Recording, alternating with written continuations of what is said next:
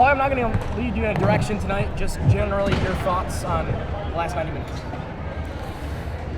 Challenging, frustrating. I think it doesn't always go the way you want it to go. Unfamiliar feeling for us. A couple of breakdowns, unfortunately, that would not have mattered had we put our chances away throughout the course of the game. I thought the girls actually played well, all things considered. A little immaturity when we went down. We started to maybe panic a little bit and do some things that are uncharacteristic of us. But, all in all, again, nobody's thrilled. But we got to bounce back. We got a big one on Sunday, and now the last 3 games are bigger than they originally were.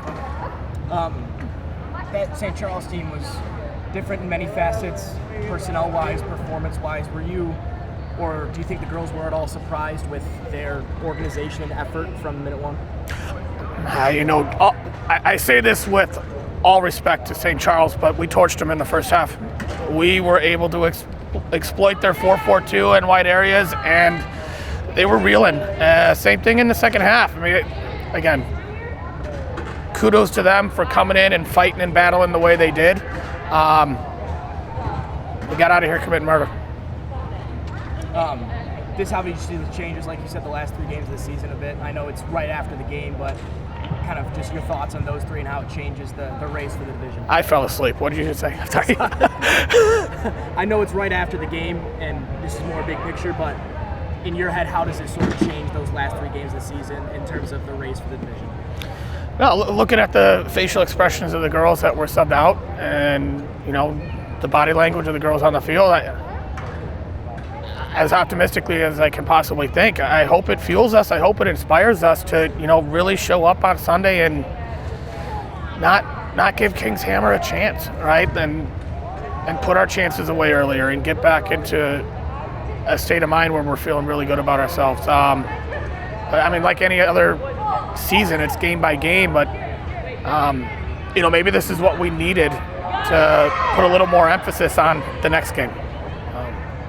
Do you feel like tonight it simply came down to the finishing and being clinical? 100%. Yeah. We, again, crazy things can happen in the game of soccer. And Emily's already beating herself up. She's going to beat herself up overnight. She made a mistake. It's not the first one she made. It's not the last one she's going to make. Nobody's lost confidence in her. But that's the game. We probably should have had 3 or 4 prior to that occurring. So I think, without a doubt, us not capitalizing on our opportunities killed us.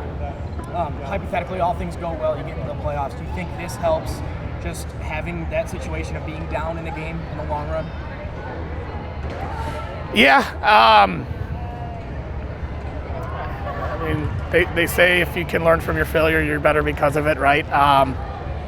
Experiencing being down and what it felt like chasing a game could prove advantageous if we see ourselves in that position, not in the playoffs, but maybe even leading up to the playoffs, knowing that we're in a must-win situation from here on out. Would you like to comment on the refereeing at all?